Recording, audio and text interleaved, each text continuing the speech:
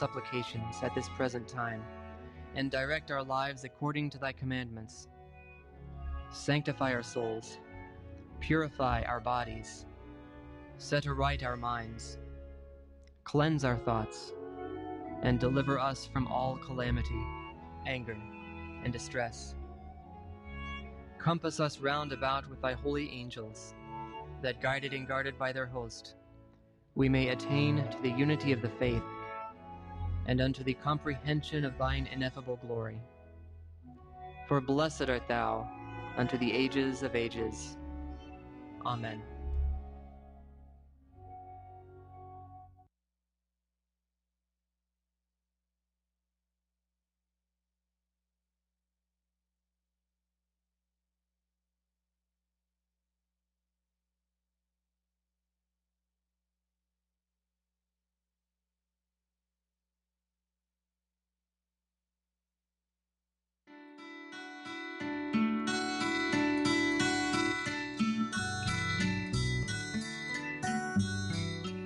This is Everyday Orthodox with your host, Elisa Bielatich Davis.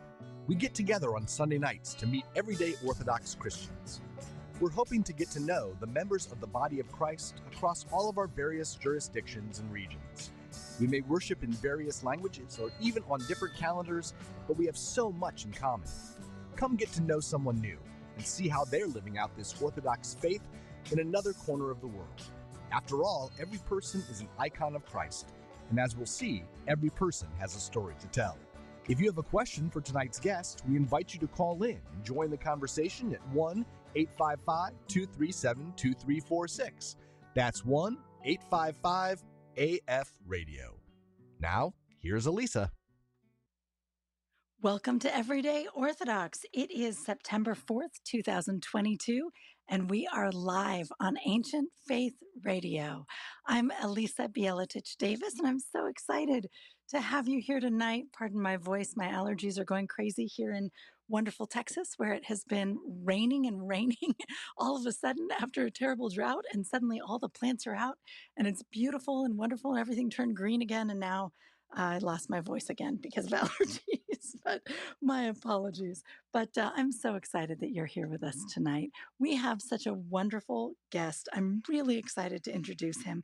You know, we try to get just another everyday Orthodox Christian here every single week. I love to introduce you to someone new because I feel like our Orthodox community can be a little fragmented. You know, sometimes you'll find that there's someone who's Orthodox who lives right down the street and you never met them, because maybe they worship in a different jurisdiction, right? So maybe you're in the Serbian church or the Greek church and they're in the Antiochian church or the OCA, and never the twain shall meet. You never meet each other. We never see each other. So thank God we have this opportunity here to get together and find out all about someone new, just like if we were at coffee hour and we were just sitting down and asking them a few questions. And, you know, in my experience, you sit down next to someone at an Orthodox church and you ask them a few questions, and the most amazing things come up. People have fascinating lives. I think especially in our church, because we have so many immigrants coming in from various different places. And then, of course, we have lots of people who are raised in immigrant families. And then we have lots of converts, and the converts are coming from all different backgrounds, and we're finding the church in different ways. So it's all kind of fascinating to me, to tell you the truth. But so I'm really excited to have you here tonight. And of course, you know, you are welcome to join this conversation. You can call in with your questions or comments. The number is 1-855-AF-RADIO. That's 1-855-AFRADIO. And so, or 1-855-237-2346. I say that like there's still numbers on the dial, right? Like, I love that our phone number is AF Radio, but it is funny because, you know, we never press buttons anymore. We don't even know what that means. But at any rate, give us a call at 1-855-237-2346, and we will be happy to take your call. John Maddox is in the studios tonight, engineering and producing the program, and he'll answer the phone if you call in, and he'll patch you right through so that you can talk to our guest. Okay, without any further ado, let me tell you who's here tonight. Tonight, it is Deacon John Maai, and I'm so excited. I'm thrilled to meet him because, you know, I see Deacon John here and there online, and he always has the most thoughtful, wonderful things to say. And he actually is affiliated with two of my favorite churches. He is he's a Southern Californian, and so he's at St. Barnabas Antiochian Orthodox Church, which is in Costa Mesa, and he also works at St. Stephen's Serbian Orthodox Cathedral in Alhambra. He's the cathedral secretary there, and he has been for 12 years, which is a good long time. And I just can't wait to hear all about him and to get to know him a little bit better. So, without any further ado, Deacon John, welcome to the program. Oh, thanks for having me, Elisa. It's my honor. Oh, I'm so excited. I'm delighted to have you on the show. And so let's hear. So where does your story start? Have you always been in Southern California?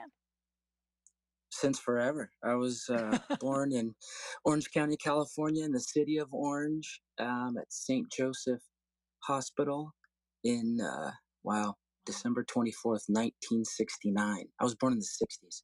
Oh, well, just barely. the last week of the 60s. That's great. So your Christmas Eve birthday, huh? How has that been? Yeah, Banja Veche to our Serbian brethren. That's right. Absolutely. Yep. Yeah. They've always got a big bonfire in honor of you. Well, not really, because that's on January 6th. So that's right. So not really. They postpone it. Yeah. So how do you like having a Christmas Eve birthday? Has that been a good? My grandmother was born on Christmas Eve. I think she liked it. Well, some family members do the Happy Birthday, Merry Christmas thing, but my family was pretty good about being generous about gifts. So I never really saw a detachment between birthdays and Christmas. It just happened on the same day. So. Oh, that's lovely. Yeah, some kids kind of feel like they got gypped a little bit. Yeah, They don't get both. But see, that's nice. Your family took care of you. I like that. I like that very much. So, what was your family like? What was your childhood like there? Did you stay in Orange the whole time? I was raised primarily in parts of Garden Grove, California, and then Santa Ana. I had grandparents in both cities. So, if we did a family thing, we'd have to have another show. But I was raised primarily in Garden Grove by a single mom, teenage mom. And my parents split when I was young. So my mom did it all herself pretty much. She, secured a place, got a car, put herself through nursing school. But I was bopping around from her parents, which were Irish Catholic, and then my dad's family, who's Samoan, that were in Santa Ana. So I always had strong connections and close ties with family, but I was raised by my mom up until I was 13. And then she was about to have my brother. And when that happened, I went to live with my grandmother to change schools. So it was, I have a very interesting family. I mean, I can say this, and this would probably blow doors. I'm the oldest on my dad's side of the family. I'm the oldest of over 130 grand, great grand, and great great grandchildren. Whoa, that's amazing. So it's like, my dad's the oldest of 10, and my grandparents just kind of went for it with kids, and then their kids in turn did the same. So I got big family. Go ahead. Yeah, I was just going to ask, is that common in the Samoan tradition, or is that just them? I don't know about 130, but I mean, we could probably find families that have similar stories. And I know a bunch of Samoan families that have similar stories. Oh, that's neat. So you really, like, not only were you moving back and forth between your mom and your grandparents, but that's really moving back and forth culturally as well, right? Oh, yeah. Talk a little bit about that. Tell me, what were those families like? Well, I mean, not to get too colorful, but my mom's family are second generation Irish. They came out from Nebraska, and her parents were second generation Irish folks. So they have a pretty strong. How can you say they have extended family and big families, but the way that they set out once they came out from Nebraska to Orange County, it was kind of fragmented, and then slowly but surely, more family from Nebraska and all over the U.S. came and kind of settled in the same block pattern, which is similar to Samoans. Like my dad was the first generation of Samoans to come from, transplants from Hawaii and then to Southern California via Camp Pendleton, because my grandfather was a Marine. And so same thing happened on that side, where when they started migrating from the islands, they all kind of settled in different areas, and Southern California was one of the choice spots. So we both family, like both lineages are similar in the way that they kind of like conducted family. but just because of the cultural particulars, like it was different. Polynesians have kind of more of a, well, I would say tribal, but Irish are the same, just different tribal distinctions, I guess you could say.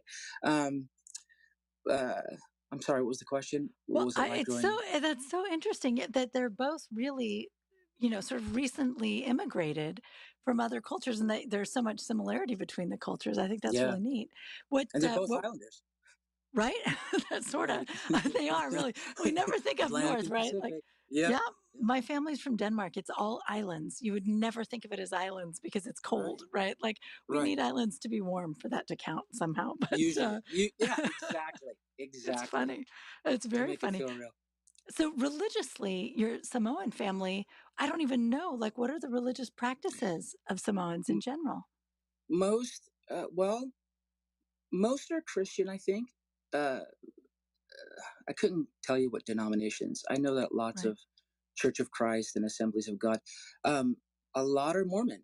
Plenty are Mormon. Ah, Mission, and then my family, my dad's family, grew up basically practicing Roman Catholicism. So, um, but I oh, don't know like wow. the geography of it all. I'm not real sure, but I know there's a lot of Mormons, lots of Mormon Yeah. folks. Oh, that's Yeah, interesting. That's very yeah, interesting.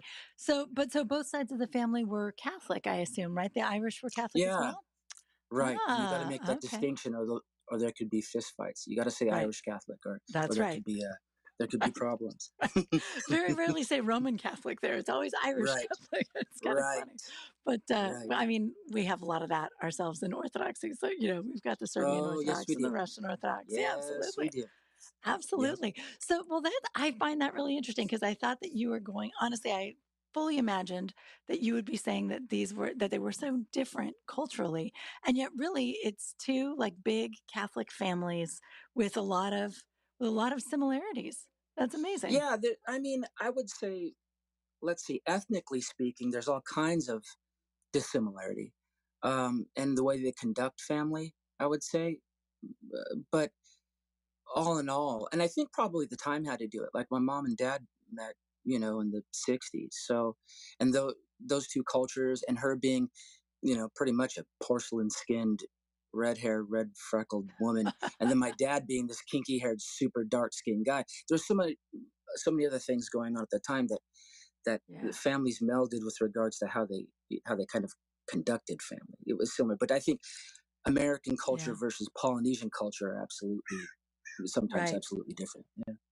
Do you think was that difficult for you growing up that you had sort of this mixed race background, which I feel like today, like my kids, I go to their schools and the kids are like all mixed race. Everybody's Oh, for everybody's sure. mixed. But back in the 70s, it was kind of a big deal, right? I tell my kids that Yeah. sometimes and they think I'm crazy, but I'm like, you'd be surprised how many people were really worked up about this in the Oh, 70s and when 80s. I when I was in 10th grade, I had this hat that I got made at the swap meet that said race mixer, and I thought like, oh, this is going to get some type of sting around the community, and it did.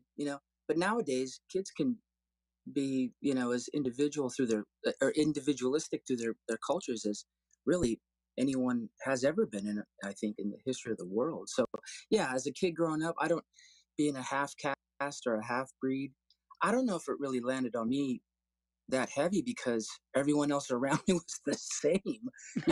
I grew up with Mexicans and Vietnamese and other Samoans and blacks, so that like the cultures, everyone was mixed pretty much.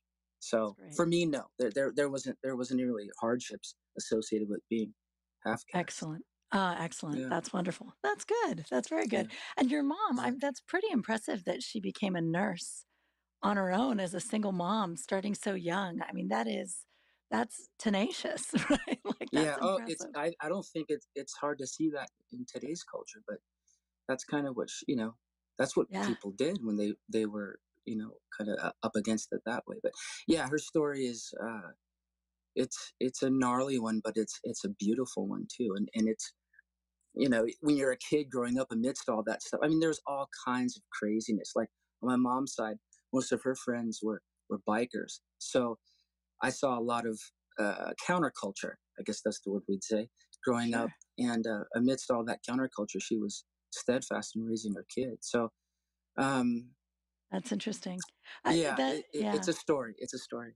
Yeah, I'm sure. I'm sure. I have some uncles who were bikers actually, and it's really an interesting culture because it's countercultural, but it's also, family's very important, very loving. Yep. That's Yep. yeah. Huh. It, All it's right. it's it, but what you're asking about if I had hardships growing up, uh, being mixed race or whatever, uh, Yeah. their relationship caused more of a stink, I think, in Right. current modern society than Mm. me being an offspring of Well, see, that's nice, right? That it. Yeah. at least people who had a problem with it didn't bring it to you, right? Like, Yeah. Yeah. thank God, thank Right. God. That's Right. something. That's something. Right. But okay, so eventually you would switch over and live with your grandparents. Is that your mom's mom that you Yep. would live with in high school? And Yep. what were you like in high school? What were you interested in doing? Ah, I hope no one calls in. Um. Uh. I well. If you Okay. knew Deacon John Let's in high yeah. school, call Let's immediately just this start from the number. beginning. Okay. So yeah, I'm raised in a Samoan family, and at that time, like I was raised up around gang culture, and so there were family and friends that went that way, but I kind of was like shielded from all that because if I was to try to, you know, follow gangs, I would have, I would have been stopped quickly. Let's just say it that way. But mostly because I was pretty jockish. I was super into sports. Um, that's what I wanted to do professionally until I stopped growing after 5'8". And then I thought, like, well, what else can I do? But I was always into sports. And then because of the Southern California culture, I grew up surfing from the time I was 12 and I never stopped. Skateboarding, I never stopped. But always playing like club sports, right? So by the time I hit high school, I'd already established all like my, the stuff that I like to do that was fun. And I stayed doing it. But, but then, adolescence and girls and everything else, it turns out all topsy turvy. But I would say, like as a kid in high school, I I pretty much just cruised. I pretty much was just, after sophomore year, I realized if I wanted to go a super, rigid academic route, it would take too much time, and I didn't want to devote that much time. And live with my grandmother, who had been a widow since I was in third grade. I pretty much had like free reign, and the only two rules were, you know, no one gets pregnant, no one goes to jail. So it's like that leaves everything else pretty wide open if you can kind of consider it. It's kind of a Um, low bar, but yeah, it's a but low bar, and I kind of raised to the occasion, but I so I didn't give my family grief, and I think sports kept that out, that structure of sports, and I had really good coaches, and I've always had super good people around me, always, despite like what was ever going on and what was ever if life was rough, I always had good people around me, so I never got too sideways as an adolescent, and I was just like I said, I was kind of in sports, and then all the other activities kept me kind of straight. But that's I mean, even amazing. still, It's just but go that's ahead. a big deal. That's a big deal that that being in sports and having these really good coaches and this network of people and these activities kept you out of gang life. Like that's a tremendous Well, and profound thing. if I would have tried to even flirt with that, there'd be a knock on my door, and like half my family would be outside waiting to talk to me. There'd be no Aha. way that I would be able to do that. And my Okay. mom, she wouldn't have put up with that. And I Okay. have, like I So said, it's really I. your family. It's really your Oh, family then that straight up, like they were straight up. just an absolute protective barrier there. I love By that. and large, by and I love large, that. yeah, Yeah. yeah. But then, what am I? Then punk rock hit. So it's like by the time I was like 13, I was so head over heels into music.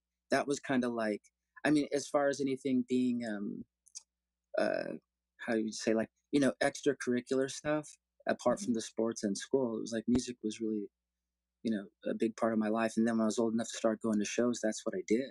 I think Ah. from the time I was a teenager, I've always been, I was going to shows on weekends. So So you're that going to kind of kept punk me rock busy. shows?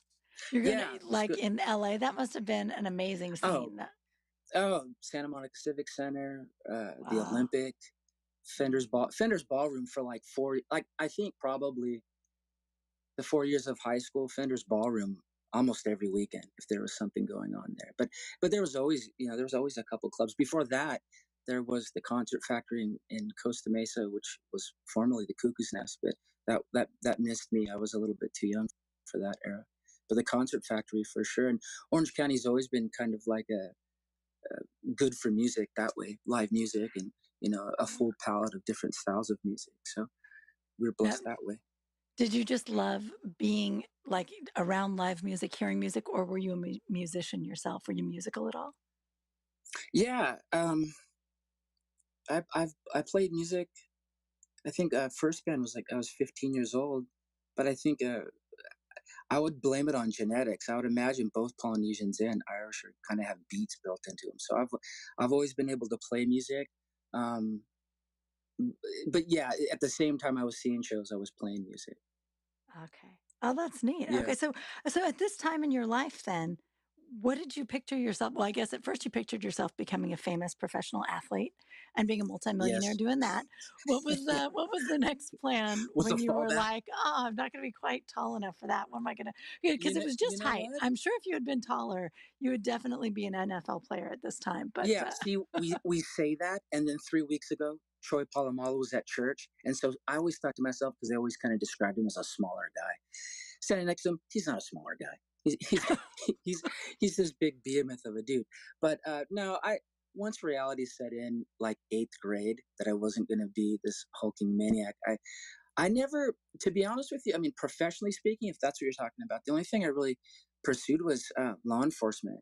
After high school, I went through the police academy. I wanted to be a police officer, but it, things happened, but I mean, life wise, if you're speaking like the big picture, the only thing I've ever really wanted to do in life, to be most sincere, is pretty much what I'm doing. That's being a husband and a father. I wanted to.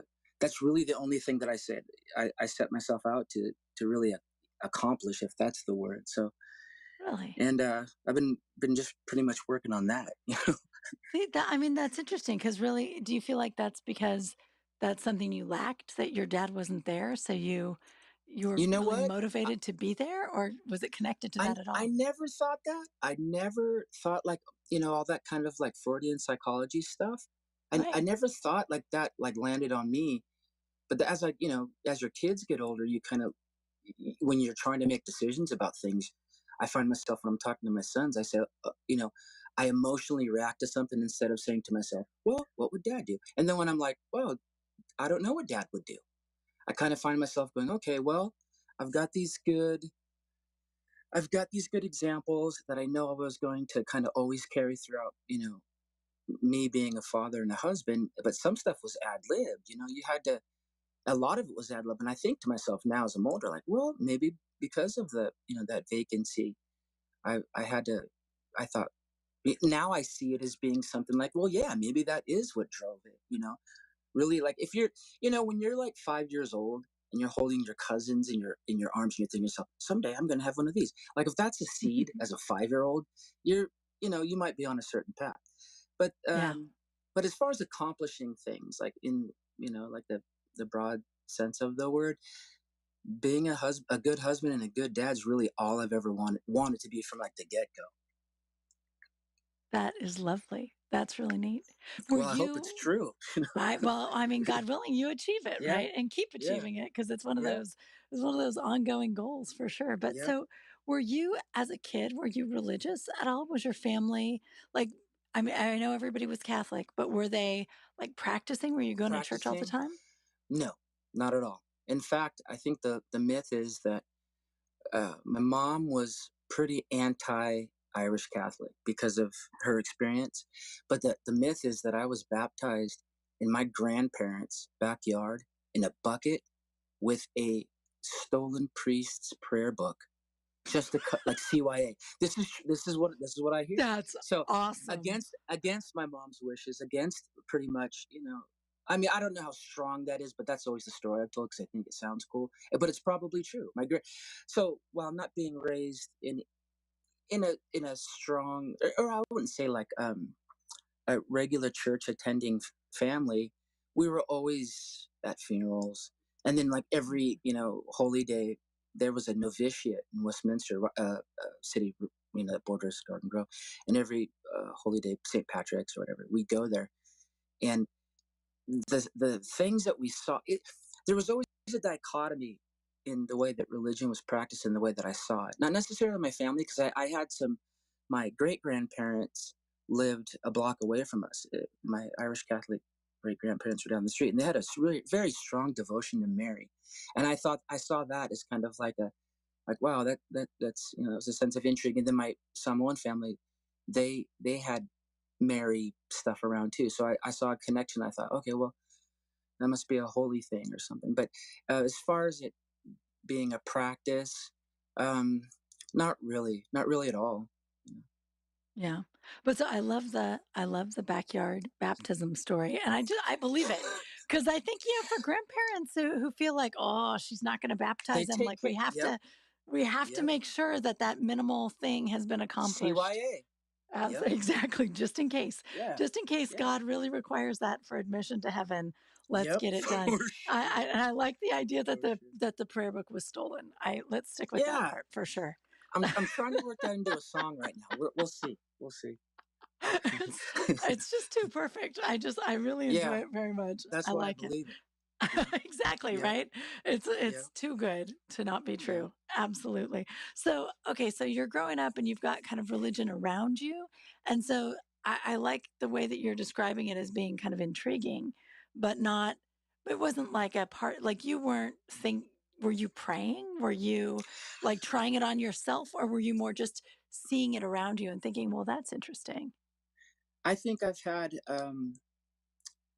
I think my earliest memories are being with my mom, one, and then knowing, and I don't know if I called it this then, but knowing that God was real and around me. It was really it was the most, um, I don't even know what the word, it, not like something I had to conjure up. It was kind of like an atmosphere. It's kind of like the humidity right now. God was like always around. So I always thought, with that being true, I always try to conduct myself living in that truth, knowing that that was true. And I think some of the things that I saw growing up, some very hard things. There was always a balancing kind of act within me where, if I'd witnessed something terribly violent, there was always I don't know, I never, I knew God was in all things. I don't know how to say that without seeing kind of like, you know, fake pious or whatever. I've always known there was God since forever. Um, and then that set me off on a kind of like a life's journey to figure out what that looked like, in flesh. And so I kind of like try to do, the, just do good thing. And that was kind of easy given the circumstances of, like, where I lived, how I lived. But then when I tried to figure out what life was about, then it kind of got a little bit more philosophical. So I kind of Right. reached out and started stretching my wings about spiritual life. And then, pretty much as far as practicing, well, I have to be honest. We had we had a church, St. Polycarp. We had a church in Garden Grove where 7:30 mass was like where everyone from high school would like pile in and sit in the back row. And while I never received any of the well, my baptism, of course, I never received any of the sacraments. I sat in the back with some of my friends, and we used to call it trendy mass just because we'd all go. And I thought, like, but it did spark something in me with regards to like seeing like a conventional or structured religion. I was like, well, if you have to make time for yourself, even if it's just on Sunday for, an hour or whatever, then that's like dedicating yourself in some way to something else, some grander, some bigger thing. So I'd periodically check in with that, but mostly see friends. But I did like the structure. I've always liked that. I've always liked the structure in religious worship. But then I never really attached myself to really anything until my wife and I were married for a few years, and then I proclaimed myself as Buddhist. And Oh, then wow. I was Buddhist for years. I mean, that was really if it wasn't, if you want to put it shortly, it's like, if it wasn't for Buddhism, I wouldn't be Christian at all. Okay. I wouldn't see the connection, because to me, Christians were, those blue-haired people on TV saying God's poor, feed his church with your money, that stuff. And then the witness of most Christians to me were super rough. Like when I was a little kid, I surfed these contests put on by a very big church out here, and they were super duper organized, and they were fantastically ran. But if you placed in any of their events, they'd give you ribbons or trophies, and then literally say, "Hey, good heat, John. Do you know Jesus is your savior?" Like, and I always thought that was always a creepy thing. Like, it made me feel as if like there was this, like, with Christianity, it was a joke. It was what they were trying to tell other people to do with their lives, while they themselves had no reflection of what they were talking about, was disturbing. So I was an anti-Christian pretty much until I became a Christian. You know what I mean? I do. I just, everything that seemed to be, wrong with the world landed on the shoulders in some way, or had a trail back to Christianity. So that's I didn't so want any part of it. But anyway, Buddhism helped me. Yeah. Well, I think it's so interesting that Buddhism becomes the thing that sort of rehabilitates Christianity in some way. So I want to hear about that. We're going to take a short break. Then we're going to be back with Deacon John Maai, and we're going to find out how all of this connects. And just keep in mind, you're welcome to call in 1-855-AF Radio. That's 1-855-237-2346. We will be right back. Everyday Orthodox with Elisa Bielatich Davis will be back in a moment. Give Elisa and her guest a call at 855-237-2346. That's 855-AF-RADIO. Hi, I'm Father Andrew Stephen Damick, and with my co-host Father Stephen DeYoung, I'm one of the podfathers behind the Ancient Faith Radio live call-in program, The Lord of Spirits.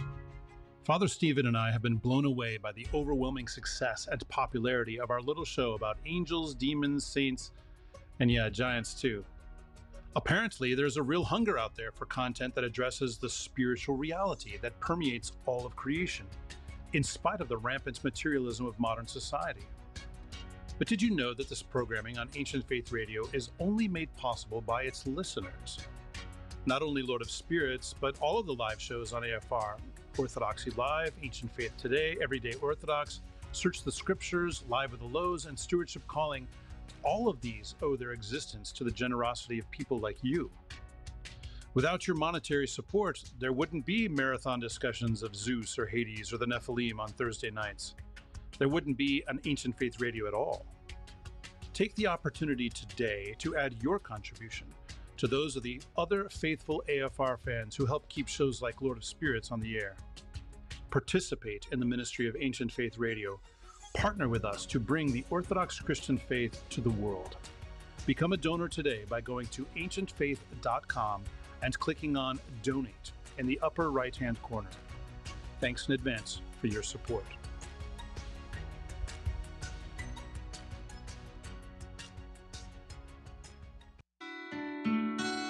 We're back with Everyday Orthodox with Elisa Bielatich Davis. Do you have a question for Elisa and today's guest? Call in now at 855-237-2346. That's 855-AF-RADIO. Here again is Elisa. And welcome back to Everyday Orthodox. I'm here tonight with Deacon John Maai. And of course, you're welcome to call in. If you have a question for Deacon John, you're welcome. Questions about maybe his experience in Buddhism, which is fascinating. That's going to be 1-855-237-2346. Okay, so you were just talking about sort of this experience growing up in Southern California, where on the one hand, you always felt God's presence, and you felt this desire to sort of, to do good, to be good, because that's what that was like in sync with God in some way. And yet at the same time, you're seeing all this weirdness from Christians. And frankly, I mean, it's almost like just really bad salesmen coming at us all the time, right? Like trying to sell us on heaven, trying to sell us on Jesus. And it turns you off so much. And I'm picturing you, as like a kid who's like surfing and skateboarding and listening to music. And I just sort of feels like you were really looking for like honesty and depth, and that you just weren't getting that from all of these Christian sources.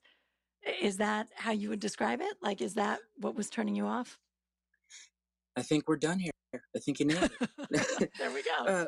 To use our dear brother of blessed memory, Kevin Allen, he'd always tell me, we did a 2000, what was it, 2007? No, that's Nicodemus. 2005, we went to Mount Athos together. And he says to me, he says, John, you're probably the most authentic human I've ever met. And I thought to myself, I didn't understand the weight of that, with regards to being a compliment. I thought he was just trying to use a fancy word to describe, our friendship. But when, over the years, we continue to talk about that and to be authentic. And that's so much of what our faith is about, like just being authentic humans as individuals. Like that smacked me. But you describe it like absolutely, how I would say it. There's such a dichotomy, especially growing up in SoCal. We're the epicenter of all weirdness pretty much in the continental United States. So you could do and be whatever you want, and say and think and act out in any way you want. But there was always kind of this intrinsic idea that we ought to be being the best we can to each other. And I would also blame that on my culture. Like culturally speaking, I would, it's someone people, and they're really they're mostly very genteel folks who want to do right by each other. That kind of shows how bonded you are. But the Christian thing, there's a disconnect between it, and it always intrigued me though, because I thought to myself, wow, if they've got the corner market on God, like I wonder what God thinks about that. Just how they're living it out and stuff. So Yeah. Well, it's an interesting thing about Southern California and spirituality. I interviewed a couple of years ago John Boatwright, a friend of mine who's an actor. And, I sort of said, well, actors, everybody says Hollywood hates Christians. That must be so hard.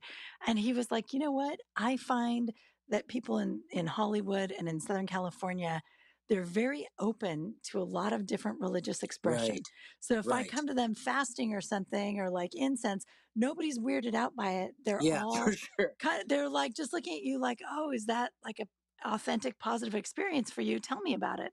As opposed right, to, and that he pointed out that, in the Midwest, you might get a lot of pushback from right, Christians, right? But that sure, as an Orthodox person, maybe, and I do see, ever since he pointed that out, I see that in the Southern California culture there, that there is an openness to a lot of things. And that can mean, that people get real into crystals and different stuff.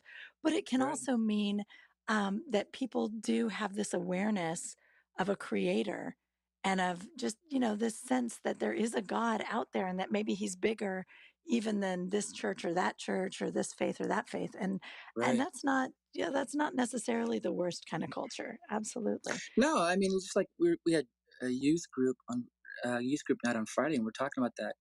We're saying if you want to find God, He's going to land on you. He'll find you if that's what you want most earnestly in your heart, because that's what He says He's going to do, and that's our experience. I imagine, like in little increments. When we see beauty and goodness and love, we attribute that. I mean, if we're thinking outside the box, we have to attribute it to something other than ourselves. And I, like you're saying with SoCal, it's just has it's kind of hippy dippy for a while, but there are a lot of earnest seekers out here too. Um, I believe so it. yeah, I think it sets itself up well, by Yeah, being able to absolutely. pursue anything you want. Yeah. So how did you meet your wife? Oh wow, all these stories that I'm trying to like condense into 30-second blips. Well, I'm just going to answer the question. She told me, if you get nervous, just answer the questions as she asks them. Okay, here I go answering the question as you ask it. I met her in college. I met her in school. I met her in ethics class. Oh, And when that's she great. walked into the room, this is no exaggeration. It's like, I'm happy that I have a platform to say this out loud. When she walked into the room, I literally said to myself, if I get the opportunity to talk to that woman, I'm going to marry her. Now, I was 21 years old, and we were in an ethics class that was like, like an arena, like rows of chairs that went up to the back of, up Hmm. against a big one. And I was in the top bench sitting with my best friend, and he could see me gawking, and he leans over and pushes me, says, "Hey man, I wouldn't sweat that. You're probably related to her," because my wife is half Samoan, right? But so to answer your question, Lisa, it was in college.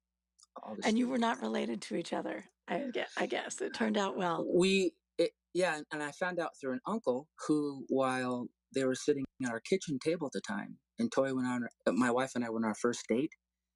I took her out to dinner. We were dressed all fancy, and I was going to be the good guy and get her home early. And I say, "Okay, I should probably get you home now." And she says, "Well, I don't have anything to do unless there's anything else. We could hang out a little bit longer." So I go, "Oh, what do you want to do?" She says to me, this is her words, "You play basketball?" And I was like, "What?" And she says, "Do you play basketball?" I go, "Yeah, I play basketball. I had one in my car." Anyway, long story short, we go back to my grandmother's house because that's where I was living, and we changed into clothes that were more conducive to playing basketball. We come down the hall, and my uncles are in our kitchen, kind of drinking it up, having a good time, right? And by that time, it's probably midnight. We come down the hallway. My uncle sees me and he says, "Where are you going?" And I go, "Oh, me and a friend are going to play basketball." And they all stand up. "Let's go. We're all going." I'm like, "No, no, no, no. It's just me and a friend." Like I said, it's midnight, right? Toy comes walking down the hallway. She pops her head out. My uncle looks at her and says, "Toy?" Oh no! And I look at Toy, and I'm thinking, and this is like a year's passed since this friend of mine, or maybe even, yeah, a year's passed since we've seen each other for the first time in school, and then eventually met. But I think to myself, as I'm looking at her, like, are we related? But turns out we weren't. We're in the clear. It's just in Samoan culture, everything's so tight knit. Her grandmother and my great grandmother were from neighboring villages, which isn't very. That's not a strange. That's not a strange Right. story. Oh, That that's happens all the time. lovely. That's Yeah. great. So, That's great. It's like but Greeks. that's where They're we met. all that's lovely. I love that. Okay. Yeah. So what's she like? Well, I mean, we already know a little bit about her, right? Because she's the kind of girl who wants to play basketball in the middle of the night. Like, Yeah. that's Oh, awesome. yeah. In What's she Centennial like? Park. And she's well, I mean, she gave me 4 kids and I owe her money, so that's what I'm trying to work towards, to paying back that debt. I know that sounds ridiculous, but I'm 100% being honest. We've got this wonderful little band that we're all proud of, and we're just working hard to get a little side money, but that's all going towards the alimony, or not alimony, I don't know what you call it when you're still married. But she's my star. She's my gift. So she's honestly one of the reasons I can still stay steadfast as a Christian, because I look at her and go, okay, he still loves me, so I better love him back. You know what I mean? Yeah, So I do. yeah. Absolutely. That God's given you this gift. So Oh yeah. you better stay grateful for it. Absolutely. So Yep. tell me about Buddhism. Was she Buddhist and she brought you into Buddhism, or how did all that She work? was not, and she was actually, after we talked about it years later, she was kind of put off by it. I mean, I went full all in. Like, I bought the $85 Zabuton and the Zafu, and I made our dining room a little temple, and as much as I could, at least an hour at night, I try to sit and contemplate nothing. I mean, I went for it, and it was the as far as religion goes, as far as organized religion goes, it seemed the most compatible with the way that I thought about self, the way I thought about myself, the individual. It's like the idea of mastering yourself for the purpose of foregoing suffering seemed pretty elementary, but yeah, like I was all in on that. Mhm. But it's like, without kind of a leader, without a kind of a structure. And I had visited Buddhist temples and tried to you know adapt and soak in as much as I could from those experiences, but it wasn't the same. um, but what got me to Christianity was the idea of self-mastering, the idea of um, seeing the world a certain way, seeing your place in it, seeing how much you contribute to it, and positive and negative, and then trying to, like, get yourself on a path that keeps you forever going towards God, or Right. perfection, or yeah. So, but Okay. then to get it. Oh, go ahead. I was just going to say, so how then? I'm trying to understand, like, how your experience as a Buddhist for all of those years then makes it easier or even possible for you to become a Christian. Did it sort of open up religion to you in a way that made you feel like religion wasn't ridiculous. Just Exactly. those guys were ridiculous. Yeah. Exactly. I had a good friend of mine, a surfing buddy of mine, who's kind of like all things spiritual, and he read every book there was, and so he gave me a book. He says, because we talk about stuff like spiritual stuff all the time, and then he would say, "I got a book for you I want you to read." Gives me this book. I take this book to work. I'm at work, and we've got a contractor. I work in a legal writing department, and the contractor at the time was an Orthodox Christian. He comes by my office or my cubicle, and he looks at my backpack, and he greets me, "Good morning," and looks and he went pale white. Said, "Where'd you get that book?" And I said, "Oh, a friend of mine, one of my bros gave it to me. He thinks I'll find it interesting, so I'm going to read it. I haven't read anything about it." He's like, "Do you know that book's about Christian asceticism?" And he says to me, those two words, like, what a misnomer. I thought, Christian asceticism, that's a neat word, Well, the book's the Philokalia. And I Oh, thought, wow. what are you talking about? Oh, there's been Christian ascetics, that we know of since the 4th century that we can talk and write about. And so I felt drunk. I thought, what do you mean Christian asceticism? So the idea, that self-mastering thing that I was exposed to in Buddhism, it just, once I started reading the lives of saints that called themselves Christians, like my world, like all the things, like even when I was a kid, that kind of closeness to God was given words through some of the lives of the saints that I was reading. And then I didn't, put it all together. But long story short, this contractor, this beloved friend of mine that brought me to the church, we had lunch like every day for a week, and I just pounded him with questions. and he had answers to everything. And these weren't even like, these weren't even scriptural things. I wasn't trying to like I didn't want him to proof text me into Christianity. I was like, so this could happen and this happened, what about this? And he just had good answers. And then the funny thing was that when I said, okay, so you worship as this type of Christian, I want to come to your church. And then he kind of shut me down. He's like, well, he attended a parish that was very how do we say nicely in this day? Strict. What's the word we use now? They were more stringent about their orthodoxy. Okay, men on the right, women on the left. Everyone has head coverings. All men have beards. Like when I walked into the church, I thought I like walked into a 14th century like Romanian village church. It was just that's how it felt. But the initial interaction, he kind of shut me down. He's like, no, well, we'll find you a church closer to your home, type of thing, But long story short, that's that was my introduction to Orthodoxy, because it was the link or the correlation that even as believers in Christ, everything starts with us. Everything starts with our relationship. So like this, for years I've been telling people. I used to do youth ministry for our diocese out here, and I would tell all the Protestant people that I meet, everything they say is super lovely. Like their catchphrases, they're all lovely. And if we kind of filter them through an Orthodox mindset, they're all true. Do we have a personal relationship? All that stuff. So I'm trying to appropriate every Protestant, I don't know what you would call, like saying or catchphrase or like, it's just because the idea that has to be applied to individual has never left me. And so if we can kind of see that instead of like a slogan or like a sales pitch, we can, I think we can better kind of like appropriate for our lives and realize that's really kind of where our Christianity starts, with the individual, Right. saying yes to God. So. Right. Absolutely. That God is always there, but until we open ourselves to him, nothing happens yet. Right. And I love Right. too that I see in the way that you were looking at Buddhism, this idea of self-mastery and growth. It seems like it lends itself to theosis, right? That it's this, It does it that's for what you? we Is call there, that's yeah. it's the most clear and concise way. It's like, Yeah. and then I would, every time Christianity goes sideways, even on like on a one-to-one interaction, if we're talking to an individual and they have problems with Christianity, 90% of the time, I'm just nodding my head saying, yep, that's true. That's true. Yeah. That's true. I mean, if they're going to say stuff about God, then that's different. If people talking about Christians and their faults and their shortcomings is one thing, but to talk about God, that's something different. It's like Father Tom saying, like, let's talk about the God you don't believe in. You know what I mean? That's where we can start all the time, because, like you said, God's everywhere. But we don't call it that because it's stained with some weird Christian, outfit.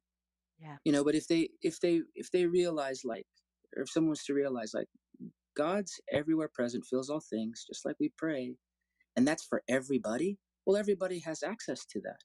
And then the other stuff that kind of makes them feel weary about it, like, I think falls by the wayside once you sincerely and altruistically put it into your heart to find God. There's really no other thing that's going to happen. That's what he does. But we're afraid, or we're scared, or we want to, like, I got this one of my bros in Boston. He says, "Man, I'm not talking about God until I'm almost dead." You know what I mean? Like, because he thinks his idea is like, he can swoop in. I go, listen, you don't got to be scared of him. You know what I mean? But that's like, even in this day and age, that's someone's sincere idea about who God is. Yeah. That's right. But you're right. It's that sort of, like, I don't believe in God because I don't want to believe in this, like, mean, distant, awful, punishing force. And you're like, lucky us. I don't believe in a mean, punishing force either. Who would sign up for that? Who would sign up for that ridiculous path? Who would do that?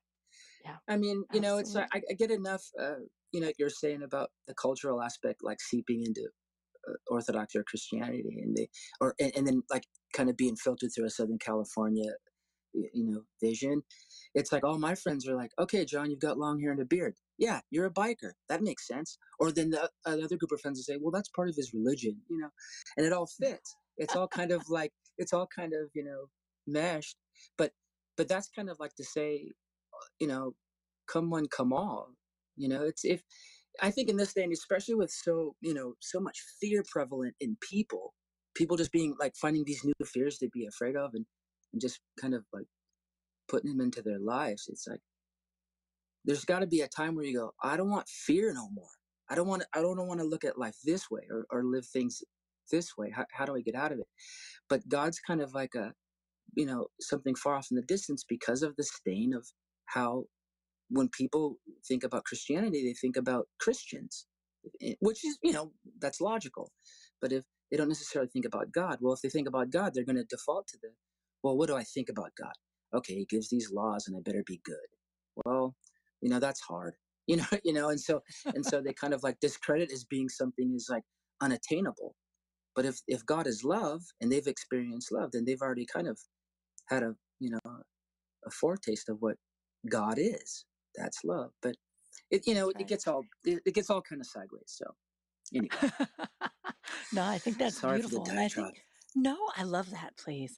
I think that is very beautiful. And I think you're right. If God is love and we have all experienced love, then we all have a sense of who God is.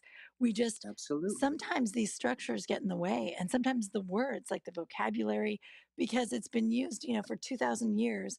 Christianity has been presented in a bunch of different ways. And they're all fallible because we're all human, and things come across wrong, and unfortunately nobody ever thinks about, not nobody, but when people are looking to kind of break away from rules and from being told what to do, a lot of times they think of the worst examples of Christians that they can think of. Like, it's not like that sweet little lady next door who was so kind and generous, it's all those best weird example guys we ever had. Yeah. Yeah, Bunch of people no. killed each other in wars a long time ago. Exactly. Exactly. But it's true. It is true. There's all kinds of ugliness in Christian history and in the present tense. And I can feel like when you're talking about your Orthodox friend, the contractor, as you guys are talking about asceticism and all this beauty, all these saints and the wonders of like prayer and theosis. And then you're like, okay, I want to come to church. And he's like, oh boy, you're going to come to church. That's not what you're going to see, right? You're going to see people, and they're going to be weird people. They're going to be, their heads are going to be covered. They're going to be mumbling in a different language. Like, it's so hard to take those beautiful ideas and to allow them to become incarnate in all these weird fallible humans, and to, Right. it's hard to bring your friend and say, like, you're going to see the Philokalia in action at liturgy because, Right. We're going to pray the Bible. We're going to pray the Yeah. Bible. Yeah. But we do. Yeah. We do, Yeah. but And you gotta give it a chance for a minute first. yeah. And I think that's like one of the neatest and most ironic aspects of our faith. It's super simple, but it's super hard to convey. It's super. If someone's heart's open to listening, they'll get the answers they want. They might not like the answers, but they'll get them, or they'll get a version of they'll get the truth. But then, in order to get them to kind of understand, to get them in the building, you have to do all these, disclaimers. Okay, you're going to see lots of stuff. You're going to hear lots of stuff, and a lot of it might not make sense to you. And we're going to be moving our bodies around. I mean, it's like the people I bring to church, which are very few of my family and friends come because I don't ever, you should come to church sometime. When they do, they're always blown away. My brother-in-law, we were on a trip to San Francisco years ago, and my brother-in-law walked into All Merciful Savior, or Joy of All Sorrow church on Gary Street, Yeah. And he walked into the church and he saw St. John's body, and he broke down in tears. I mean, here's this 6'5", half Samoan, half black Washington University cougar standing in church with me, and he's like, is this what the churches look like? With tears in his eyes. There was no service going on. There's nothing happening other than that. He's like, this looks like heaven. I go, and my brother's name's Love. I go, Love, it's supposed to look like heaven. Everything's supposed to look like heaven. And then he was just like folded in half about it. But that's kind of like, it kind of feels esoteric when you're trying to say, hey, come in and worship. It's like when someone's at Vespers and we say St. Simeon's prayer, I say, that prayer is pretty much the way it's been and pretty much the way it's prayed for 1,400 years. The people who are intrigued about, facts and being right, that's their kind of hook. They're hooked. Wait, you guys, you have a linear history, or you guys have, like for those type of people who need facts, we have that. But for people who can just be floored by the presence of God, like pretty much slathering them once they enter the building, we have that too.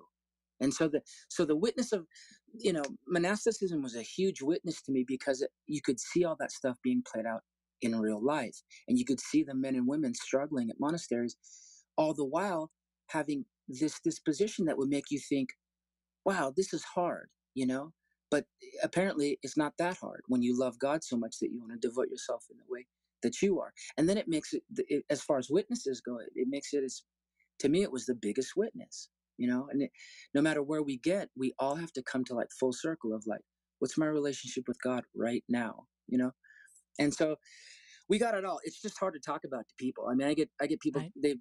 They want to talk all kinds of things. And I try to give the most simple, explanation to any question they might have.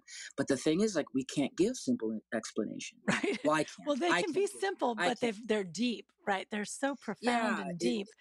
It's a lot. It's a lot, but it makes for more questions, which is good because you're, it's like breadcrumbs, It's just, if people want to find God, if they sincerely, with their whole heart, want to find God, there is a place you can come and find God where you can track that lineage from the time of Christ, if that's intriguing to you, if you need that, if you need to have that as some security blanket for like your way of saying, well, I might not live a good Orthodox life, but I got all the facts, or I'm right. Right. I mean, like, because lots of people do that. Lots of people like rest under that safety, net of like, oh well, yeah, I'm living a miserable life, but at least I'm in the right church. I mean, so I don't know why I said that. Just because I feel that. No, but it's true. We feel that sometimes, but then at the same time, if someone just wants to come and experience God, we've got that.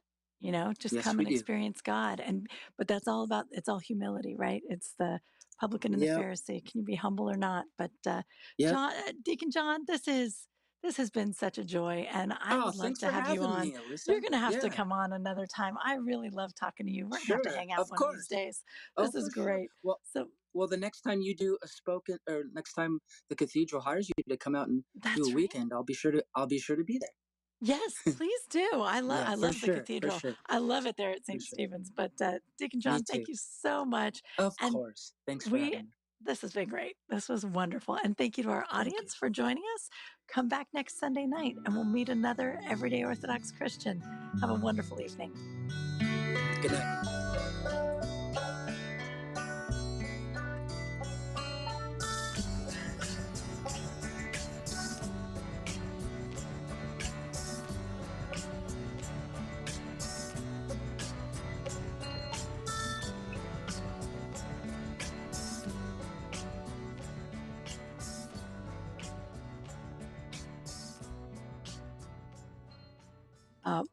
What a great show. I love Deacon John so much. Father Evan, how are you? I'm doing well. So I have a question for you. Oh, really? What's that? Yeah. Are you ready to have me come back on your show? Yes, I am. Yes, I am. Do you have